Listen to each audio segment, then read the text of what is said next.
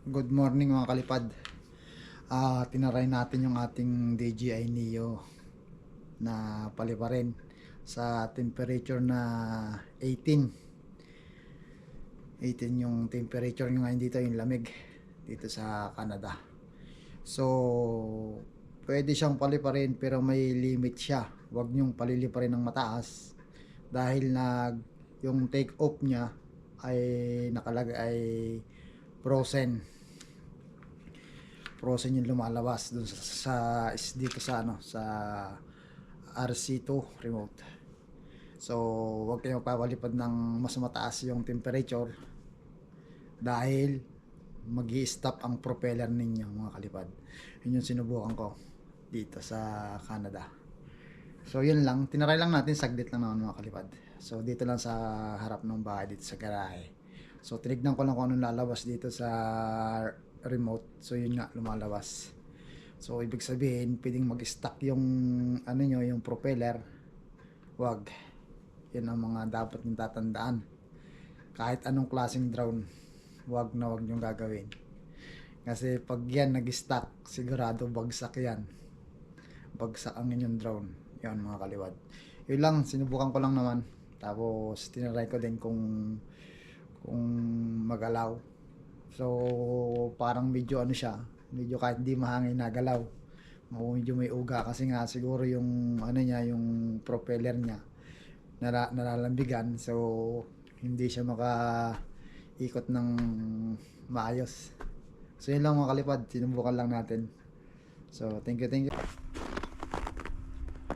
So magpapalipad tayo ng drone dito lang mga kalipad. Tingnan natin kung kaya nyo yung lamig.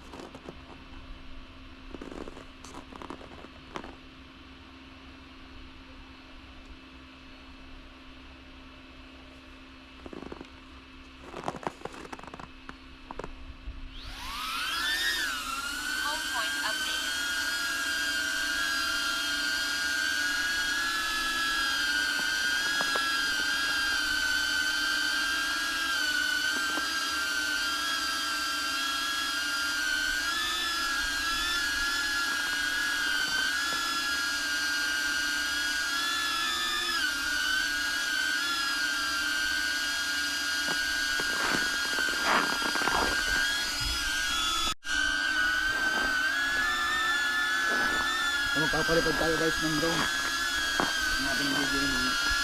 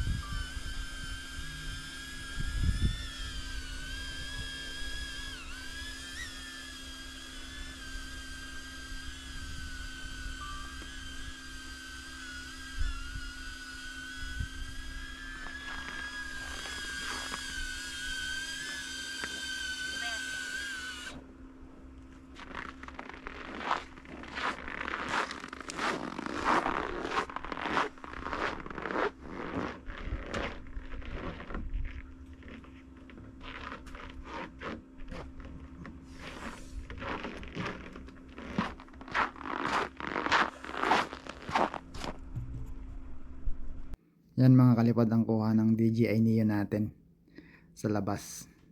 Yung video niya.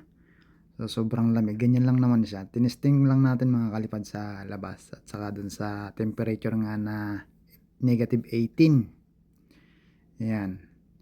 So talagang hindi allow na lumipad ang ating drone na yung mataas. Kasi nga nagkakaroon siya ng warning dun sa RC2 remote natin mga kalipad.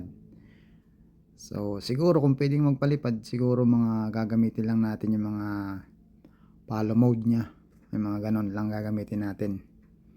Tapos mababa lang or saglit lang, kasi nga may tendency na mag stuck yung propeller mga kalipad. Ay lang saglit lang ako dyan mga kalipad, tinesting ko lang kung pwede. So yung -18 medyo okay pa naman, pero yung yung taas or ano, may limit yung lipad niya. So yan, mababa lang yan mga kalipad, mga hanggang ulo ko lang siguro, lagpas ulo lang ang taas niya mga kalipad. Yan, dyan lang yan sa harapan. Tinatry lang natin kung pwede. So pwede naman, kaso nga lang dapat mababa lang, or gamitin na lang yung follow mode nya, yung mga mode nya dun sa mismong drone. Huwag nang gamitin yung RC2 remote mga kalipad. Yan. Dito lang naman sa Canada pag mga ganyang kalamig, or ewan ko sa Pilipinas kung may nalamig ng ganyan ang temperature. Ewan ko kung sa Baguio nalamig ng ganyan, hindi ko alam. Well, hindi pa naman ako nakapagpa-try doon sa Baguio, so ewan ko lang din. Pero basta yung 18 up na temperature, negative, ay wag nyo na lang paliparin kung mag-aalanganin kayo, kasi nga baka mag-tendency mag-stuck, bumagsak yung drone. Ayan, dyan lang naman mga kalipad, sinubukan ko lang dyan. Ako nga nilalamig mga kalipad Tingnan nyo, tanggal ko yung gloves pero masakit sa kamay, binabalik ulit kasi nga hindi ko maano din yung remote, hindi ko siya mapindot pag may i-select dun sa remote. Ayan, ayan mga kalipad, tingnan nyo. Pero okay naman pagdating sa linaw, malinaw ang kuha ng DJI Neo.